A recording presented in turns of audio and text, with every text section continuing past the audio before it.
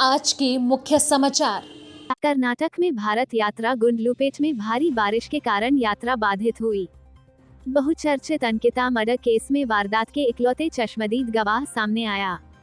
मुंबई और नवी मुंबई के वासी में आयातित संतरे ले जा रहे ट्रक रोका, 1476 करोड़ की कोकीन पकड़ी। शिंदे के नेतृत्व वाले गुट ने पार्टी की युवा शाखा की कार्यकारी समिति युवा सेना के सदस्यों की नियुक्ति। लालजी पाड़ा में आधी रात को 2 बदमाशों द्वारा की गई 4 राउंड फायरिंग, 1 मौत 3 घायल। मुंबई कांग्रेस को फिर से खड़ा करने के लिए पूर्व अध्यक्ष राहुल गांधी के नेतृत्व में निकाली जा रही भारत जोड़ो यात्रा इन दिनों कर्नाटक में है। बारिश के चलते शनिवार को इस यात्रा में देरी हुई। कर्नाटक में आज यात्रा का दूसरा दिन है और गुंडलुपेट में भारी बारिश के कारण यात्रा बाधित हुई है।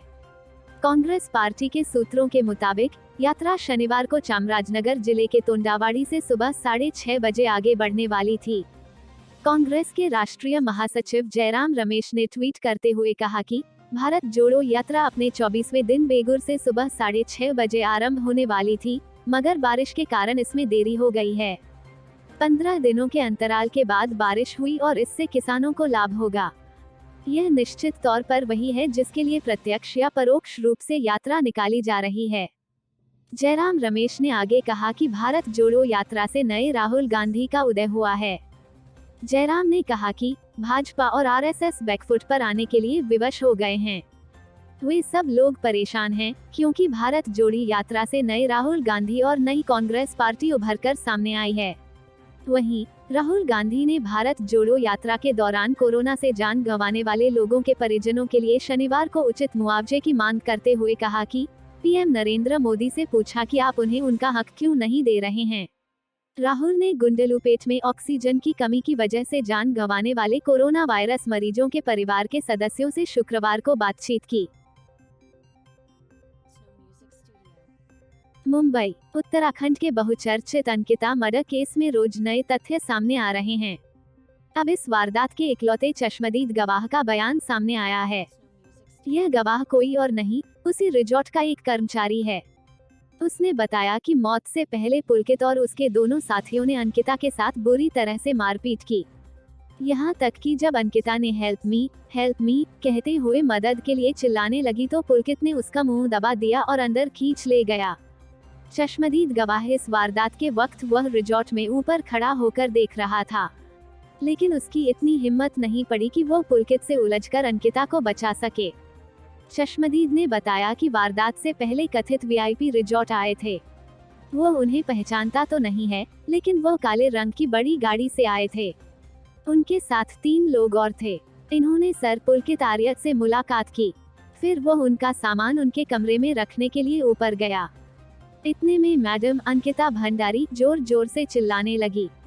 वो हेल्प मी चिल्ला रही थी। शोर सुनकर वह रिजॉर्ट में ऊपर आकर देखने लगा, लेकिन वह मैडम को बचाने के लिए नहीं जा पाया। उसने बताया कि शोर बढ़ने पर पुलकित ने उनका मुंह दबा दिया और फिर अंदर खींच कर ले गए, जहां उनकी हत्या कर दी गई। बता दें कि यह चश्मदीद गवाह वंत्रा रिजॉर्ट में ही काम करता है।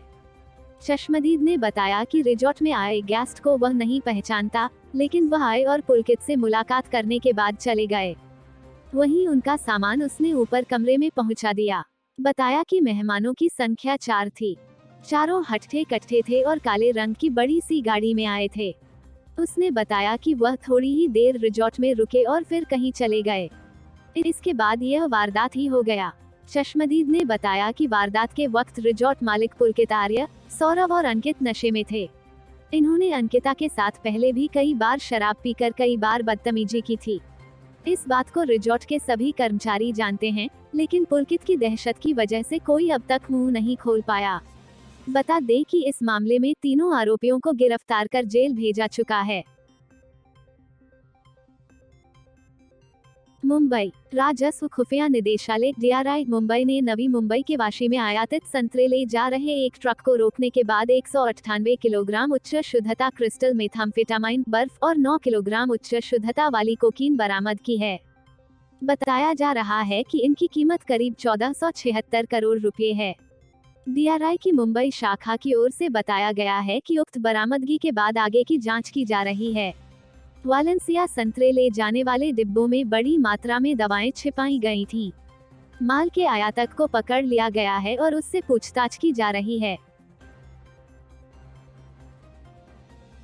मुंबई, महाराष्ट्र के मुख्यमंत्री एकनाथ शिंदे के नेतृत्व वाले शिवसेना गुट ने शुक्रवार को पार्टी की युवा शाखा की कार्यकारी समिति युवा सेना के सदस्यों को नियुक्त किया, जिनमें से अधिकतर बागी विधायकों के परिजन हैं। पूर्व मुख्यमंत्री और शिवसेना अध्यक्ष उद्धव ठाकरे के बेटे आदित्य ठाकरे, जो पार्टी के दूसरे गुट के प्रमुख हैं, युवा सेना का नेतृत्व करते हैं। समाधान सरवनकर, राज कुलकर्णी, राज सुर्वे और प्रयाग लांदे को युवा सेना की मुंबई इकाई का प्रभारी नियुक्त किया गया। मुंबई नगर निकाय के पूर्व पार्षद सरवनकर महिम विधायक सदा सरवनकर के पुत्र हैं, जो शिंदे के नेतृत्व वाले विद्रोही खेमे के एक प्रमुख सदस्य हैं। सुर्वे मगधाने विधायक प्रकाश सुर्वे के बेटे हैं, जबकि लांदे चांदीवली विधायक दिलीप लांदे के बेटे हैं। महाराष्ट्र के मंत्री दादा भूसे के बेटे आविष्कार सुर्वे को उत्तर महाराष्ट्र का प्रभारी नियुक्त किया गया, जबकि विकास गोगावले, रूपेश पाटिल और राम राणे को रायगढ़, रत्नागिरी और सिंधुदुर्ग का प्रभारी बनाया गया। गोगावले का संबंध महाड़ विधायक भरतशेठ गोगावले से है। किरण साली और सचिन बांगर को पश्चिमी महाराष्ट्र का प्रभारी नियुक्त किया गया। नितिन लांदे, विराज महमुनमार, मनित चौगुले और राहुल लोंडे को ठाणे, नवी मुंबई और पालघर के लिए युवा सेना का प्रभारी नियुक्त किया गया। लांदे मुख्यमंत्री शिंदे के करीबी सहयोगी गोपाल लांदे के बेटे हैं। पूर्वी महाराष्ट्र में विदर्भ के लिए ऋषि जाधव और विठल पाटिल को प्रभारी नियुक्त किया गया था, जबकि दीपेश महात्रे और प्रभुदास नाइक कल्याण और भिवंडी ठाणे जिले में समकक्ष पद संभालेंगे। अभिमन्यु खोतकर और अविनाश खापे पाटिल को मराठवाड़ा का प्रभारी नियुक्त किया गया। खोतकर का संबंध शिवसेना के पूर्व मंत्री अर्जुन खोतकर से है। शिंदे खेमे ने अक्सर वंशवादी राजनीति को बढ़ावा देने के लिए उद्धव ठाकरे के नेतृत्व वाली शिवसेना की आलोचना की है। मुंबई के कांदिवली क्षेत्रांतर्गत लालजीपाड़ा में शुक्रवार की आधी रात के समय 2 बदमाशों द्वारा की गई 4 राउंड फायरिंग में अंकित यादव नामक एक व्यक्ति की मौत हो गई और 3 लोग घायल हो गए। इस गोलीबारी में एक व्यक्ति की मौत हो गई है, जबकि 3 लोग घायल बताए जा रहे हैं।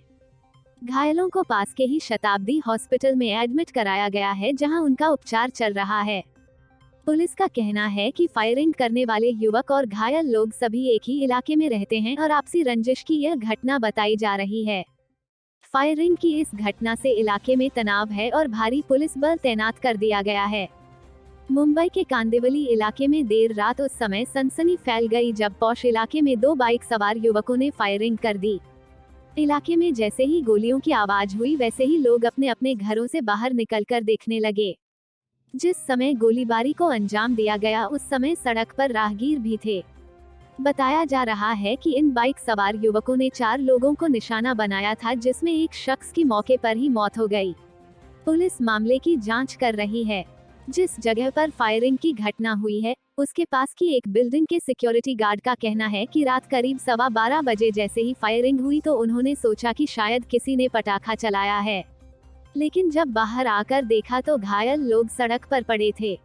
सूत्रों का कहना है कि सोनू पासवान नाम के आरोपी ने फायरिंग की है और पुलिस उसकी तलाश कर रही है। प्रत्यक्षदर्शियों का कहना है कि 2 लोग बाइक पर बैठकर आए थे। उस दौरान वहां से 4 लोग पैदल जा रहे थे। बाइक सवारों ने उन पर फायरिंग करनी शुरू कर दी। करीब 4 राउंड फायरिंग हुई, जिसमें एक व्यक्ति की मौत हो गई जबकि 3 लोग घायल हो गए। गोली चलाने वाले बाइक सवार मौके से फरार हो गए। मुंबई पुलिस के डीसीपी विशाल ठाकुर का कहना है कि पुलिस ने आसपास के सीसीटीवी फुटेज को खंगालना शुरू कर दिया है और इस बात का पता लगाने में जुटी हुई है कि आखिरकार इस घटना को अंजाम देने के पीछे की वजह क्या थी। विशाल ठाकुर का कहना है कि पुलिस घायलों के बयान दर्ज कर रही है और पता लगाने की कोशिश कर रही है कि जिन युवकों ने फायरिंग की घटना को अंजाम दिया है, कहीं उनका कोई आपराधिक रिकॉर्ड तो नहीं है। Bureau report, Mumbai.